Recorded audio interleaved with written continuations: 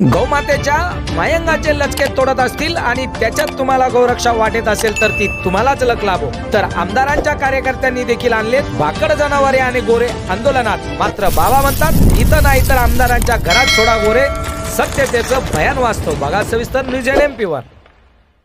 तो आमदार कोणी असू जाऊ, आपल्याला आमदार कोणाचा आहे याच्याशी काही घेणं देणं नाही, कोणत्या पक्षाचा आहे त्याच्याशी घेणं देणं नाही। आमचे काम करा, आम्ही मतं दिलेत ना कोणीतरी निवडून दिले। इथं बसलेले बहुसंख्य लोकांनी मतं दिले म्हणून तुम्ही निवडून आलेत, त्या लोकांच्या तुम्ही लाजा काढून राहिलेत। त्याचं मायांग कुत्रे तोडत असतील, लचके तोडत असतील त्याचे, आणि व्यालेल्या गोमातेचे तोडत असतील, आणि ते जर तुम्हाला त्याच्यात गोरक्षा वाटत असेल तर तुमची गोरक्षा तुम्हालाच लक लाभो। कर्तव्य काय आहे शेतकऱ्यांचं, तर मी शेतकऱ्यांनी आपण संघटित व्हा, आणि हे जे गोरे कचेरीवर न्यायचे ना, हे कचेरीवर नाही न्यायचे, ज्याच्या तालुक्याच्या आमदाराच्या घरी नेऊन बांधा। कळलं का? का बांधा?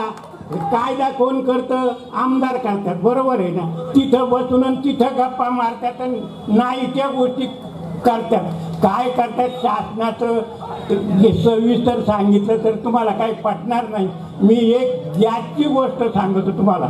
मोदीनं गॅस फुकट दिलाय आपल्याला, 500 रुपयाला गॅस होता, लक्षात आलं का? महिलांनी गॅस घेतला 500 रुपयाच्या गॅसची, त्याचे कंपनीची कंत्राट केलं, कोणाची? 1100 रुपये वाढवून दिला त्यांना। मला 40 गॅस फुकट द्या, कोणा? आणि 60 गॅसाचे त्यांना 1100 रुपयाला पैसे किती झाले? पहिले किती? 500 रुपयाला होता। म्हणजे लक्षात घ्या गोष्ट। वाटला मोदीने गॅस द्यायला, मोदीने गॅस द्यायला 500 रुपयाला गॅसची टाकी दिली का? तुम्हाला गॅस केवढ्याला भरावा लागतो आता? पहिला केवढ्याला भरावा लागत होता? काही मुद्दे आहेत ना, मी पुढे सभेत बोलत नाही, काय नाही काय नाही, काही लोक ऐकती नाही, तर आपण संघटित व्हा, आमदार करा। ज्या त्या तालुक्यातला कोण आहे आमदार करा, तू फिरायचं नाही। आमचे हे जर काम करत नाही तर तू आमदार कशाला? म्हणजे माझं म्हणणं लक्षात आलं का? आता आमदारांचं काय झाले, काय झालंय? किती 40 आमदार किती 2 महिने सांभाळले, कुणी सांभाळले, काय सांभाळले? बरं, मुख्यमंत्री आणि आमदार 2-2 उपमुख्यमंत्री त्यांच्या बाण्याप्रमाणे, आणि हे करायला तुम्हाला काय फाशी आली? म्हणजे काय शेतकऱ्यांचा प्रश्न सोडायला बिघडला कोणतं तुमचं? तरी हे गोरे आहेत ना, त्याच्या तालुक्यातल्या त्या आमदाराकडे नेऊन बांधून टाका। हा आहेत ना आमदार,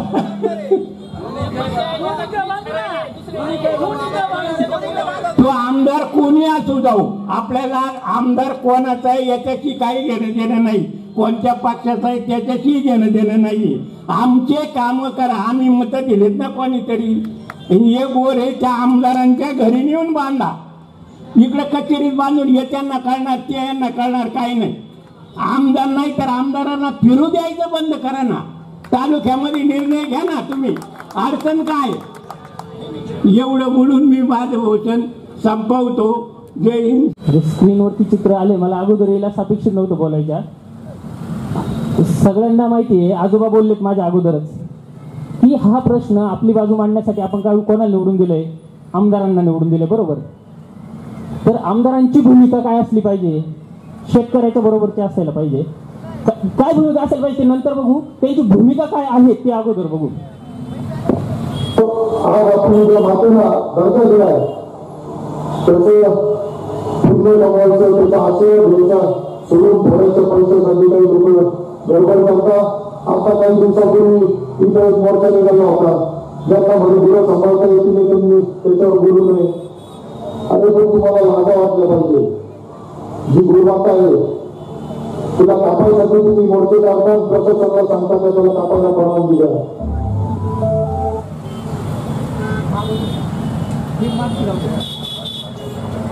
ही आपल्या आमदारांची भूमिका आहे। ज्या शेतकऱ्यांनी मतं देऊन निवडून दिलं त्यांच्या लाजा काढतायत, हे 4 वेळा सांगणार, म्हणजे यांचे समर्थकही सोशल मीडियात लिहित राहणार, शेतकऱ्याचं पोरग झालं, शेतकऱ्याचं पोरग झालं, यांना देखत नाही। खरंच शेतकऱ्याचं पोरग आहे हे? मला सांगा, कुठल्या शेतकऱ्याचं पोरग असं बोलल? शेतकऱ्याचं पोरग सोडून द्यावं, ज्यांनी मतं देऊन निवडून दिले। इथं बसलेले बहुसंख्य लोकांनी मतं दिले म्हणून तुम्ही निवडून आलेत, त्या लोकांच्या तुम्ही लाजा काढू राहिलेत. आज काहीच म्हणत नाही या विषयावरती आम्ही. आज फक्त एवढंच म्हणणं आहे की किमान आजच्या नंतर तुम्ही गावात जाल, शेतकऱ्यांकडे जाल, त्यांना भेटाल, बोलाल, विषय समजून घ्याल आणि शेतकऱ्यांच्या बाजूने उभं राहाल. आम्ही काही विरोधासाठी विरोध करणारी माणसं नाही आहोत. जे बरोबर असेल त्याच्यात तुमच्या सोबतही राहू, चुकलं तर असं दाखवून पण देणार आहे. आज तुम्हाला मी विनंती करतो, म्हणजे आमदार साहेबांना विनंती करतो आपल्या सगळ्यांच्या माध्यमातून, की तुम्ही आमचे इथे बसलेल्या बहुसंख्य लोकांचे नातेवाईकच आहेत, त्यामुळे तुम्ही शेतकऱ्याचे हे आम्हाला माहिती आहे. पण तुम्ही प्रत्यक्ष शेती करत नसाल, त्याच्यामुळंच तुम्हाला हे वास्तव माहीत नाही. तुमचा कधी हात क्षणात गेलेला नसेल. कदाचित तो जर क्षणात गेलेला असता, कधी शेण भरलेलं असतं, कधी त्यांच्या कार्यकर्त्यांचे गोरे आले नाही. ठीक आहे, मग आपण कमी पडलो त्यांच्यापर्यंत पोहोचवायला की भाऊ प्रॉब्लेम काय आहे खरा ते. आणि दुसरं आणखी मला वाईट वाटलं की वारंवार वारकरी संप्रदायाचं नाव घ्यायचं आणि त्या वारकरी संप्रदायाच्या मंचावरूनच धडधडीत खोटं बोलायचं. म्हणजे लाज कोणाला वाटायला पाहिजे? आपल्याला काय यांना? आपण कधी म्हटलो गाया कापा? आपली एक तरी मागणी या अर्थाची आहे का? आपण सगळे भूतदयावादी वारकरी संप्रदायाला मानणारी माणसं आहेत. इथे माळकरी मंडळी अनेक. आपण सांगतोय की हे जे मरतंय सगळं तुम्हाला दाखवलं आता व्हिडिओजमध्ये, ते वाचलं पाहिजे. त्याच्यासाठी जरा गोशाळा वाढवा, त्यांचे संगोपन केंद्र वाढवा आणि त्यांचं ऑडिट करा. कारण की जे आहेत त्यांच्यावर आमचा विश्वास उडाला आहे. आतापर्यंत लाखोनं जनावरं गेले त्या गोशाळांमध्ये, आहेत कुठं ते? त्या प्रश्नाचं उत्तर नाही त्यांच्याकडं. विकून खाली आहे का काय केले? आता ते आपला मुद्दा, आपल्याला भांडण सरकारशी मुख्य. त्यामुळे मी ठरवलं आज हे गोरक्षक वगैरे यांच्यावर काही बोलायचंच नाही. ते किती लबाड आहेत भामटे सगळ्यांना कळून चुकले. वेगळं सांगायची गरज आहे का? तर त्यामुळे वेगळं सांगायची गरज नाही. गोरक्षण हा धर्माचा नाही, यांच्या धंद्याचा मुद्दा हे आम्हाला सगळ्यांना कळलंय. पण आम्हाला त्यांच्यावर आता एनर्जी खर्च करायची नाही. आमचं भांडण सरकारशी आहे. सरकारनं कायदा केल्यामुळे त्यांचं फावलंय ना, त्यामुळे त्यांच्या धंद्याला चालना मिळाली. त्यामुळे आपलं भांडण सरकारशी आहे. अमोल भाऊंना मी विनंती करतो की भाऊ कार्यकर्त्यांशी बोला, तुम्हाला कसा वेळ मिळेल शेतकऱ्यांशी बोला, हा प्रश्न समजून घ्या. आणि तुम्ही जसं म्हणालात तसे तुम्ही लोकनियुक्त आमदार आहे तिथले या तालुक्याचे. त्यामुळे आम्हाला सगळ्यांना तुमच्याकडून अपेक्षा आहे की तुम्ही लवकरात लवकर तुमची भूमिका जाहीर कराल या विषयावरची आणि सभागृहातही ताकदीनं शेतकऱ्यांची बाजू मांडाल. नाहीतर पहिल्या आंदोलनाला किती वर आणलं होते आपण? 9. आज किती आहेत? 90च्या पुढेचे, म्हणजे 100च्या पुढेचे. 200 हा असतील, जास्त असतील. आपण 100च म्हणू. 10 होते, 100 झाले. पुढच्या वेळेस 1000 गोरे घेऊन येऊन तुमच्या घरावर येऊन बसू. जर शेतकऱ्यांच्या बाजूने उभे नाही राहिलात, शेतकऱ्यांच्या बाजूने उभे राहिलात, त्यांच्यासाठी बाजू घेतली तर आम्ही तुमच्यासोबत मैदानात लढायला येऊ. चालेल ना? तर इतकं साधं सरळ प्रामाणिक अंतकरणापासूनचं आव्हान आहे आमदार साहेबांना.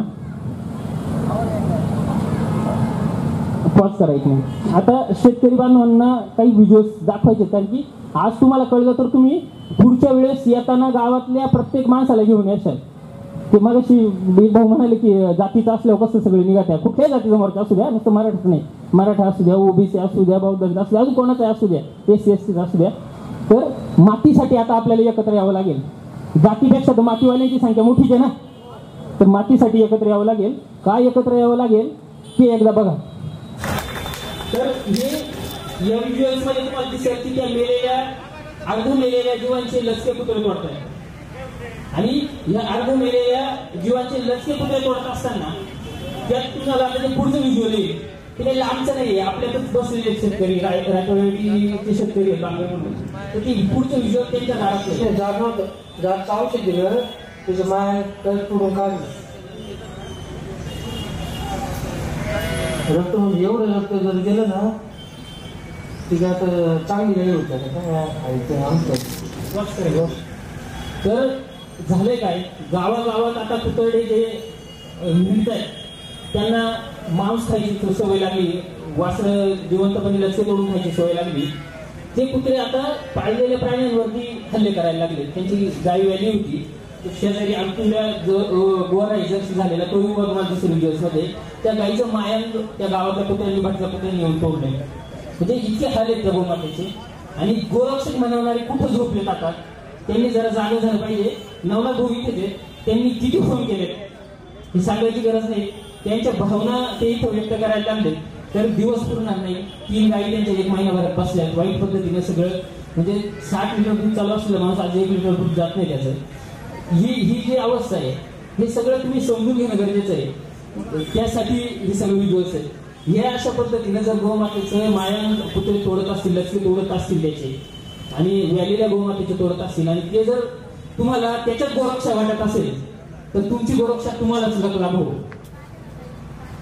याच्यानंतर ह्या आजीबाई आहेत आपल्या गणेशवाडीतल्या महिला बचत गटाची मीटिंग होती आणि त्याच्यातच काही थोडीशी चर्चा झाली. आपल्या आता तुम्हाला व्हिडिओमध्ये विस्तृत आहेत तर ती चर्चा थोडीशी ऐकूयात आपण. त्या आजी वन विभागासाठी झाडं लावायचं काम करतात आणि वन विभाग झाडं लावत असताना जिथं झाडं लावतात डोंगराला तिथं पूर्वी काय स्थिती होती ना आता काही स्थिती नाही त्याच्या बोलण्यात आपल्याला समजेल. आणि मग ते साहेबाला म्हणलं फारिस्टात कशाला तुम्ही सोडून द्यात्या, हे त्यांच्या दारात राहू द्या ना, तुम्ही कशाला आणून द्याच्या, तुम्ही आता पगार घ्याच्या सरकारचे, हे जर नाही पाहिजे जाणार या कांगळाला आम्हाला वास येतोय, आम्हाला अन्न चालत नाही म्हणून. मग ते ना साहेब म्हणे आता इथून पुढं आम्ही बंद शिपाई म्हणले, शिपायाला मी बोलले आम्हाला झाडं लावायचे, आम्ही अन्न कसं खायचं.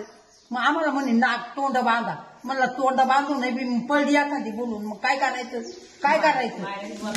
ते जे म्हणतात ना तोंड बांधून काय करायचं, त्यांच्या त्या म्हणण्याची भावना जो माणूस मेलेले गोरे त्यांच्या जवळ पुढे गेल्या रस्त्यानं त्याला कळेल तो वास इतका भयानक असतो की माणूस गुदमरून मरेल का काय अशी भावना त्यावेळेस तयार होते. ते जेव्हा अधिकारी त्यांना सांगतात की तोंड बांधून तुम्ही हे करा त्यावेळेस त्यांची ती प्रतिक्रिया आहे. हा तर दुपारला आम्हाला जेवण नव्हतं जात. जेवण पहिलं आम्ही झाडं लावले पण एक जाणार नव्हतं ताई. आज बोलवते मी आता फारिस्ट म्या लावले शिरापूर, पिपरनल, दाखुरी आणि पिपळगावचा घाट म्या झाडं बाया नेऊन लावल्या पण कधीच आम्हाला वास आला नाही ना. आता भयंकर वास सुटलाय त्या इथं आमच्या तारंबाबाजवळ. हो माहिती का बरोबर ना. आता विचारलं 2 कावडी मागं खाली बसते ती जवळ उठवायचा. आता त्या आजींनी जंगलामध्ये काय परिस्थिती आहे, गोरे नेऊन टाकलेत, मेलेत, सडलेत, वास सुटलाय हे जे सांगतायत. हे असं गोऱ्यांनी तळतळून अन्न पाण्या वाचून मरणं ही ज्यांची गोभक्ती आहे तर त्यांच्यासाठी हे दिवस आहे. त्यांनी बघावं आणि काय खरंच गोप्रेम असेल आणि जर तुमचा धंदा नसेल, कारण की बोलत असताना तुम्ही 2 किस्से आता सांगणार आहे. आम्ही फिरत असताना पेमगिरीमध्ये शेतकरी भेटली, मस्ती हे नाव होतं मी त्यांचं, तर तुमचं त्यांना चेअरमन म्हणत होतं, लक्षात येईल गावकऱ्यांचे कोण येते. त्यांनी असं सांगितलं मी पंजाबवरून गायी आणल्या. त्या गायी आणत असताना रस्त्यात महाराष्ट्रात आल्यानंतर कुठंतरी ह्या गोरक्षक म्हणणाऱ्यांनी धरल्याने डोक्याला घोडा लावला मिळाला. काय बोलणार म्हणजे याच्या पुढे सगळी कागदपत्र होती माझ्याकडे, गायीचे ब्लड रिपोर्ट, फोटो तिथून घेतल्यापासून तर सगळं असताना अडवलं. 2 दिवस थांबून सुट्टी होती कोर्टाला, नंतर कोर्टातून ते जाऊन त्यांना पोलीस स्टेशन कोर्ट कचेरी सगळं करून त्या गायी सोडून आणाव्या लागल्या. त्या आणेपर्यंत 2 दिवसाच्यावरून पैसे घेतले त्यांनी सांभाळायचे. आम्ही त्यांना सांभाळले 2 दिवस म्हणून. म्हणजे हा जो धंदा आहे ना गायी अडवायच्या न्यायचे आणि त्याचे पैसे घ्या आम्हाला सांभाळायचे, हा पण एक धंदा आहे. मग हा शेतकऱ्याचा महत्वाचा मुद्दा आहे. आपल्याकडे मागं तर उचली ते मी एक तर पसरलं घरात त्या जुन्या आता जर ते चालू असतं तर आपण देऊन टाकले असते. बरोबर आहे. दुसरा मुद्दा जीव नाही गेला त्याचं कसं काय फेकता येईल. नाही आता जीव जायला नाही त्याचा ते कसं काय फेकून द्यायचं. बरं मग ते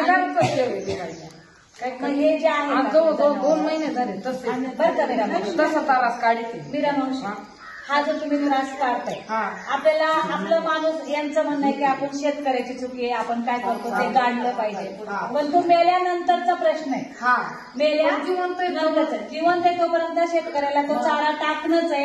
म्हणजे जी दुधाच्या गाईला आपण जो कवळे चारा टाकतो तो त्याच्यातलाच एक कवळ्याला काय कवळे मग त्याच्यामुळे दुधाचं उत्पादन कमी होतं. शेतकऱ्यांचं नुकसान होतं का फायदा होतो मला सांगा. नुकसान होते फायदा शेतकऱ्याची चुकी आहे का? नाही ना नाही, पण सरकारनं मग पहिल्यापासून कापायला दवाखाना बंद केली. सरकारनं पहिल्यापासून आपल्याला त्यांनी बंदाई केली त्याच्यावर परंतु त्यांनी आपल्या जनावरांची सोय करावी पाहिजे. त्यांनी आपली जनावर तुम्ही तरी विकत घेतली पाहिजे. आपल्याला बाजार वाढवली पाहिजे. पैसे देऊन गाय गमा आमच्या नात जावायची गाय बसली बघा राजा, आमच्या नात जावायची गाय बसली, मग तिला पाळणं आणलं. आता त्या पाळण्याला किती भाडं? 200 रुपये भाडं. मग तिला द्यायचं ना. मग तुम्ही तर म्हणता ना अजून गोड लागत मग नंतर का मग टाकीचं तुम्ही तर आता म्हणताय ना शेतकऱ्यांना दुसरा नाही गोड लागलं. मग आता सांभाळायचं ना पाळणे घेऊन खर्च करायचा त्याला 10,000 रुपये खर्च येतो. मग तो करायचा गाईची किंमत आहे 20,000 रुपये आणि त्याला 20,000 रुपयाचा खर्च येत असेल तर शेतकरी जगाल का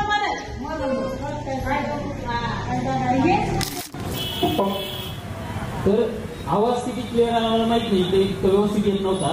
तर ती बसलेली गाई उचलता येत नाही, हलवता येत नाही, घरात माणसं कोणी नाही, दोन्ही हात्या आधींच्या पूर्वी मोडलेल्या असल्यामुळं आता वजन लोकांना जास्त उचलता येत नाही. ही सगळी व्यथा त्या सांगताय.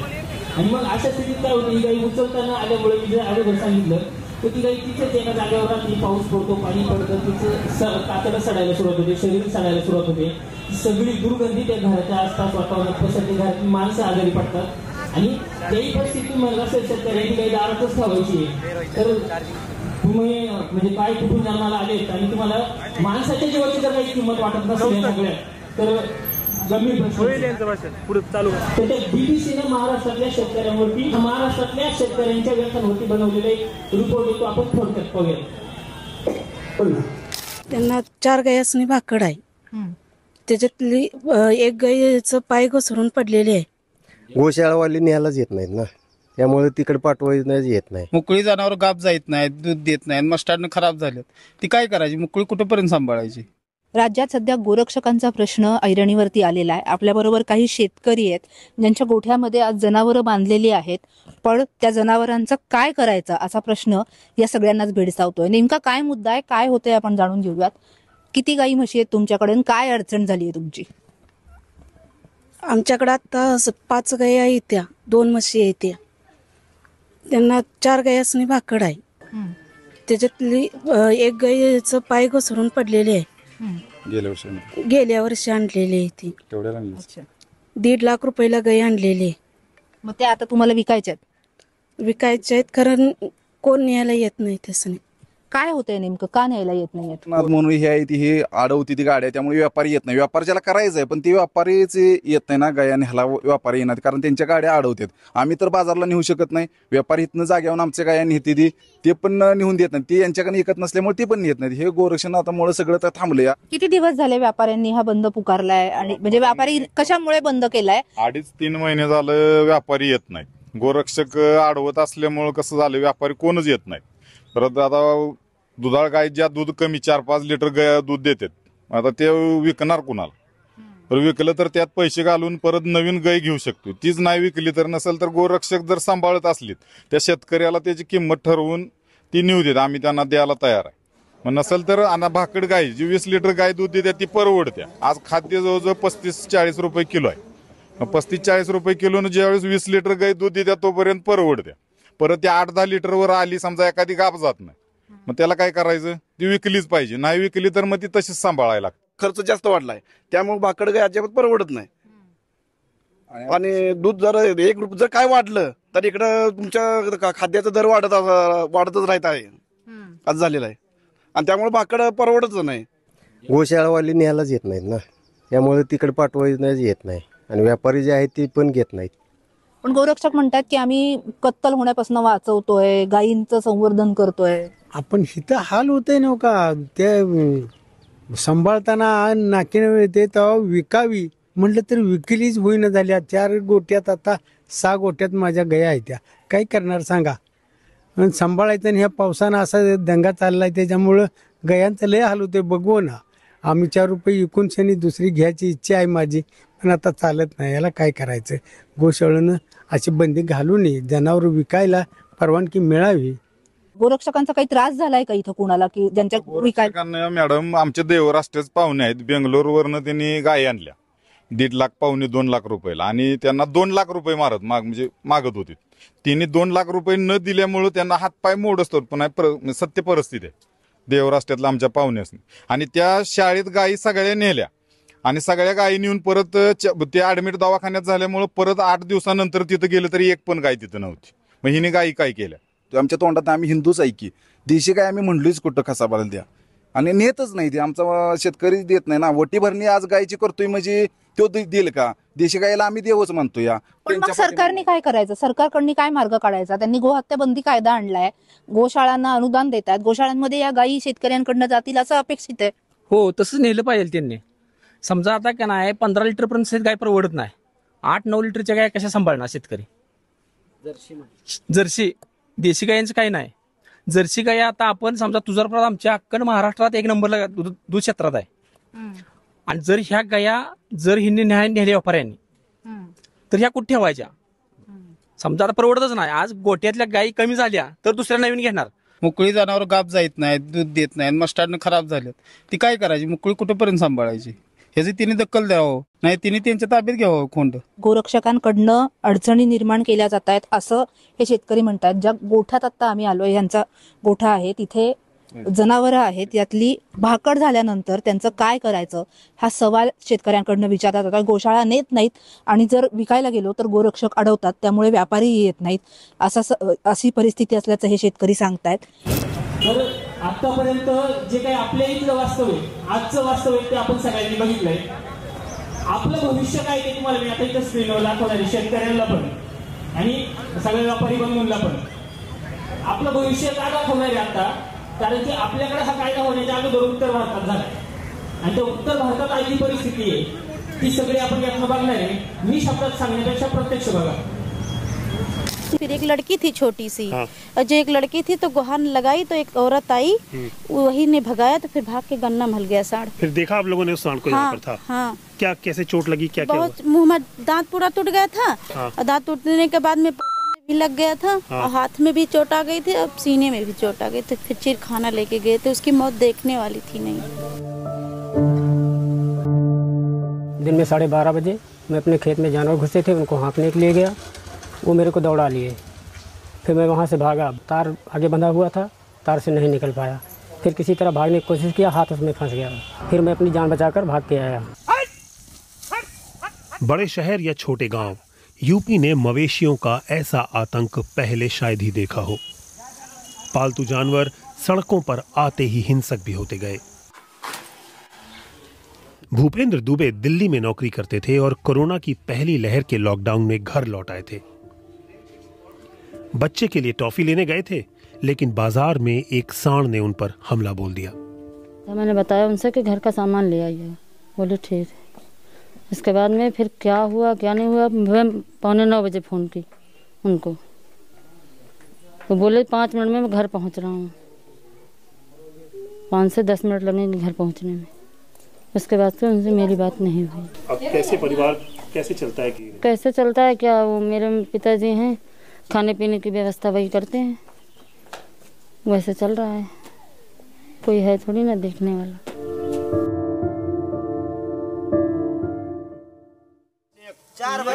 दिन में चले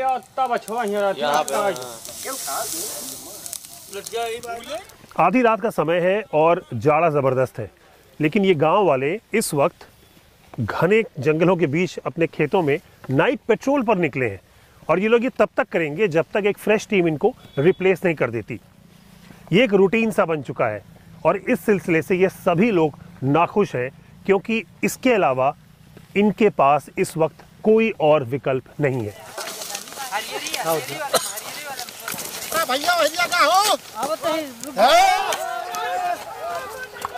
करीब करीब हर जिले में आवारा मवेशियों ने किसानों, खासतौर पर छोटे किसानों की नाक में दम कर रखा. जब इससे कोई दैवीय आपदा आती थी, कोई बीमार होता था या कोई मर जाता था, तो भैया जानवर को हम बेच लेते थे और अपनी पूरी काना घर की प्रक्रिया जैसे जो बातें चला लेते थे.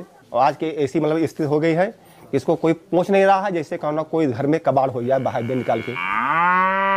भारत में करीब 20 करोड़ मवेशी हैं, जिनमें से सबसे ज्यादा उत्तर प्रदेश में हैं।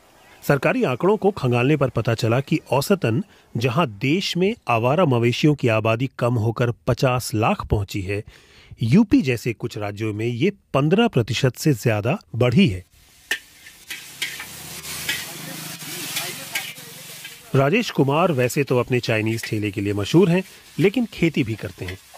कि हम यहाँ पर जैसे दुकान लगाते हैं, हफ्ते में या 15 दिन में 2 दिन 1 दिन बंद करके हम जाते हैं, जो है खेत में जाते हैं, वहाँ पर खूंटा गाड़ते हैं। खूंटा गाड़ करके तार या रस्सी वगैरह सब बांधते हैं। रस्सी वगैरह बांध कर जो है उसको देखते हैं, फिर वगैरह जो है 7 दिन में 8 दिन में फिर जाकर देखते हैं। हम लोग दुकान यहाँ बंद कर देते हैं, हर्जा बहुत होती है, लेकिन क्या करें इसमें। लेकिन कुछ लोगों के पास तो सिर्फ फसल ही है पेट भरने के लिए।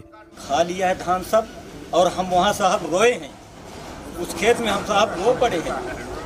साहब तैयार कर लिया किसी तरह, हम बहुत खा लेंगे। परेशान होके चिल्लाए, हम लोग इकट्ठा होके कहने लगे क्या हुआ। हमने कहा ये धान देखो सब खाने की हाली है, कितनी परेशान मजबूरी नहीं। इस तरह की जो गौशालाएं हैं ये सरकार ने बनवाई हैं, जिसमें मवेशी रखे जाते हैं, जिनकी देखरेख की जिम्मेदारी आपकी होती है। क्या ये गौशालाएं काफी हैं जितने मवेशी? क्योंकि चारों तरफ हमें सिर्फ आवारा मवेशी दिख रहे हैं। काफी तो नहीं है सर, काफी नहीं है। नहीं, काफी नहीं है, जितनी बनी है काफी नहीं है। हाँ, इसमें कितने मवेशी हैं अभी? इसमें 200 मवेशी।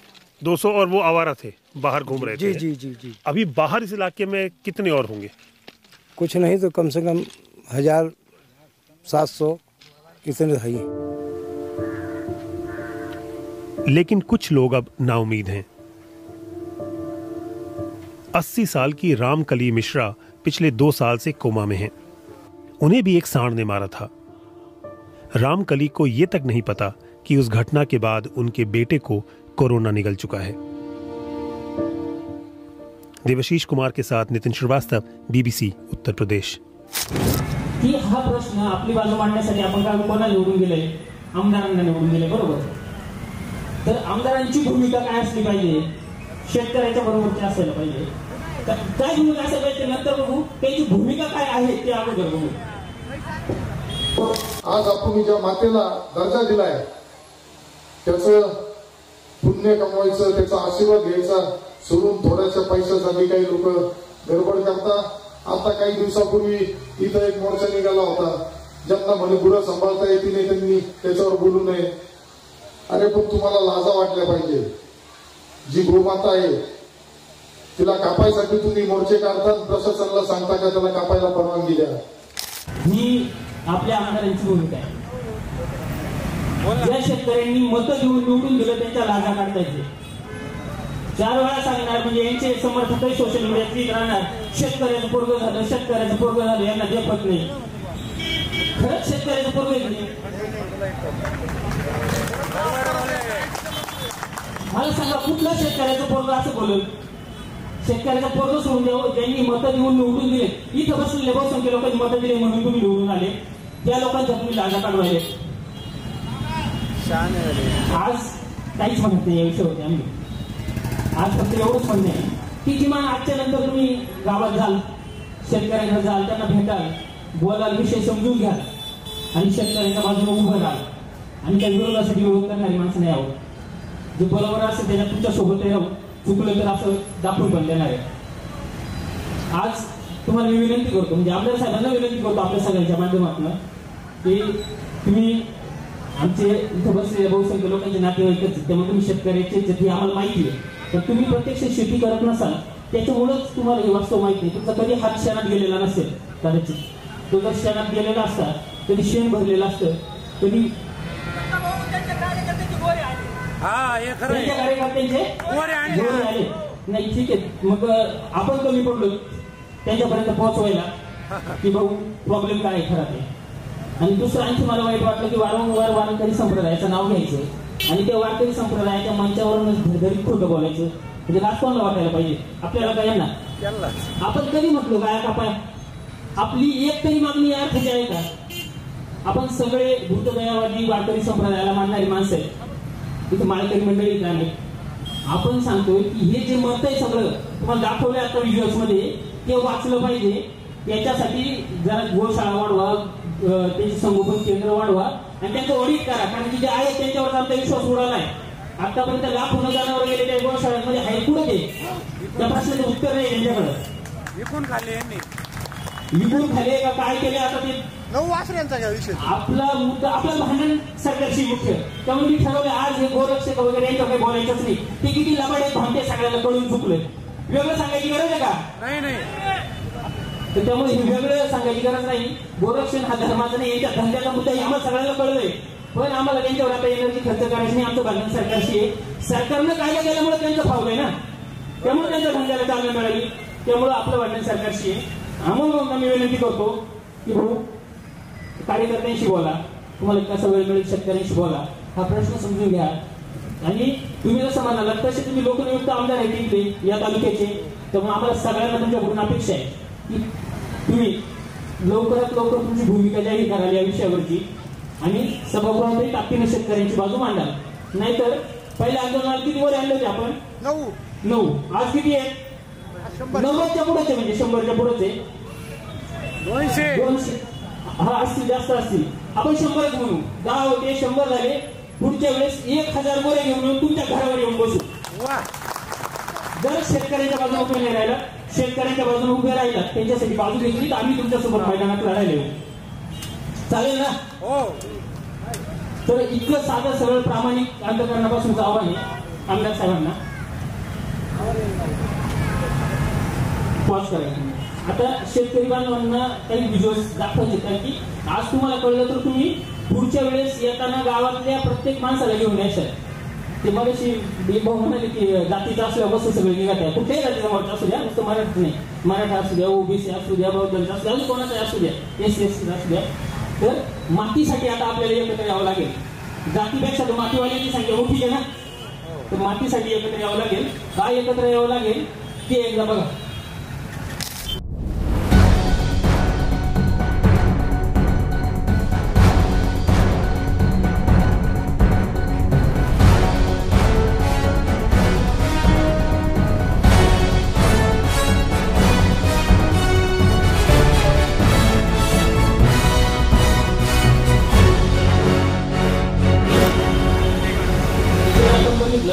इथं काही लोकांना दिसलं असेल स्क्रीनमध्ये खाली, तर 2 जनावरांनी अक्षरशः माणसाला आणि त्याच्यासोबतच्या लहान मुलाला तुडवून काढलंय.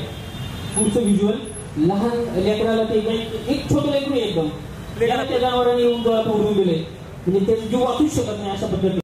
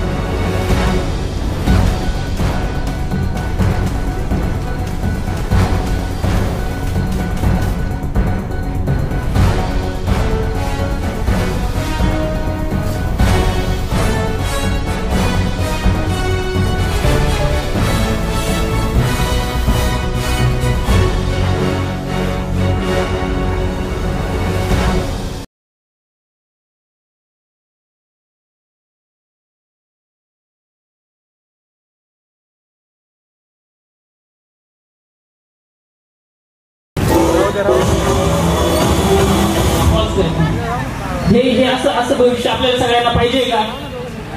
नाही पाहिजे ना. आपल्या लेकरा बाळांसाठी असं भविष्य पाहिजे का? शहरातल्या लोकांनी ठरवा. याची स्क्रीन झाकली गेली आहे, हे जे व्हिज्युअल आहे तर ते व्हिज्युअलचं हिडिंग होतं त्या बैलाला व्यापाऱ्याला एका मारलेलं आहे. शहरातलं व्हिज्युअल आहे, व्यवस्थित बघितलं तुमच्या लक्षात येईल.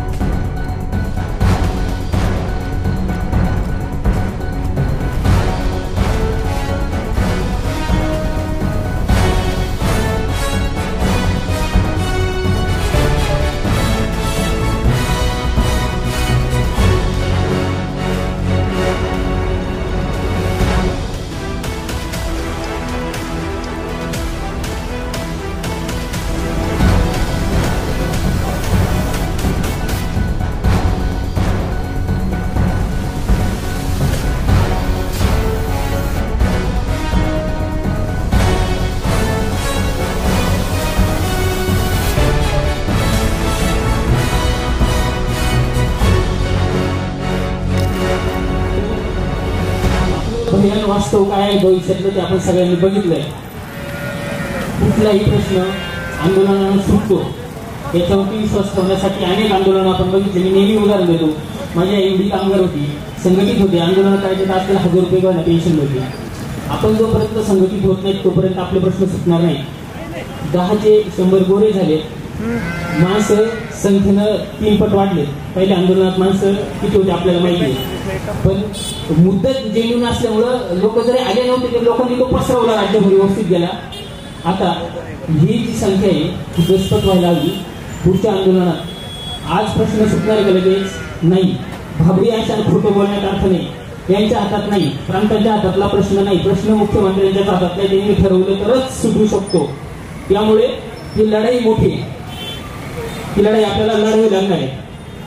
तर पुढच्या आंदोलनात आपल्या गावागावातून मोठ्या संख्येने शेतकरी कसे येतील यासाठी आपल्याला तयारी करावी लागणार आहे आणि लढावं लागणार आहे.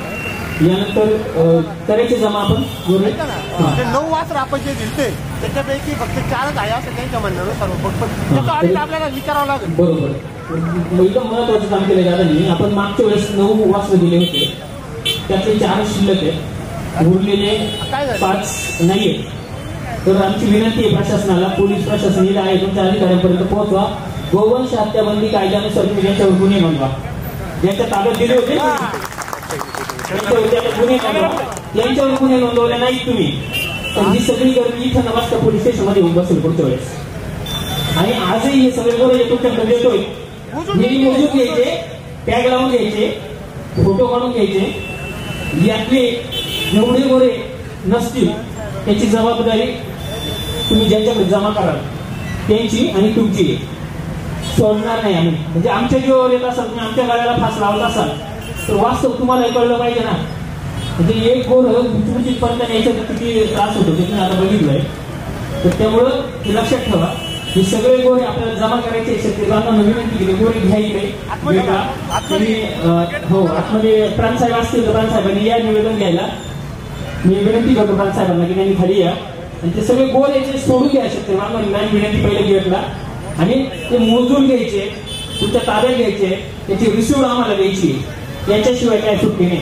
म्हणजे आमच्यावर तुम्ही जर जात अटीला येऊन लागत असेल कुठे काय केलं तर आता तुमची वारी.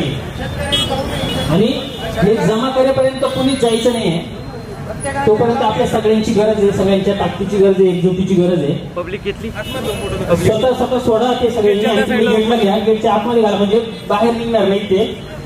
हो प्यायला तुम्ही गेटगावर पाणी कुणाला तहान लागली असेल तर पाणी जार तिथं आहे ठेवलेले 2.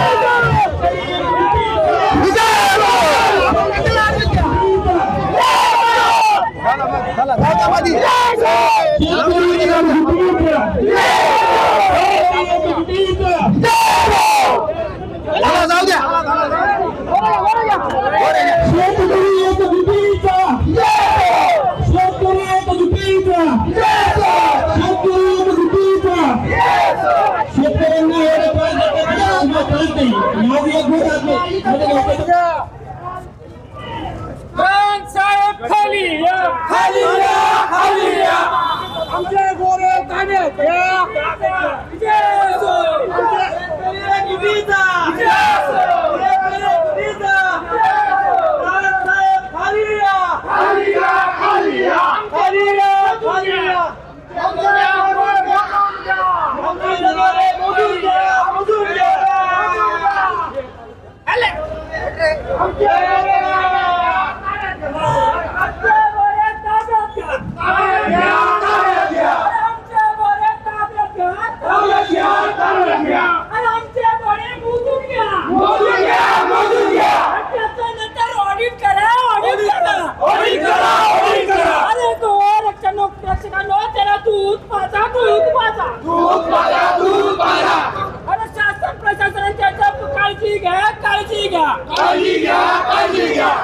प्राण साहेब खाली या, खाली या, खाली या.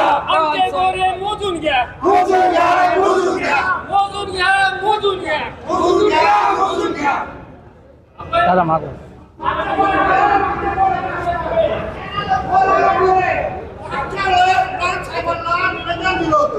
संवेदनशील विषय असताना सुद्धा प्राण थांबले नाही.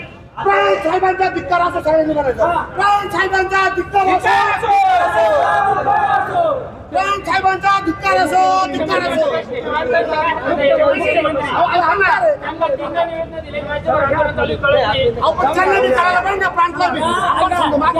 विषयाचं गांभीर्यच नाही.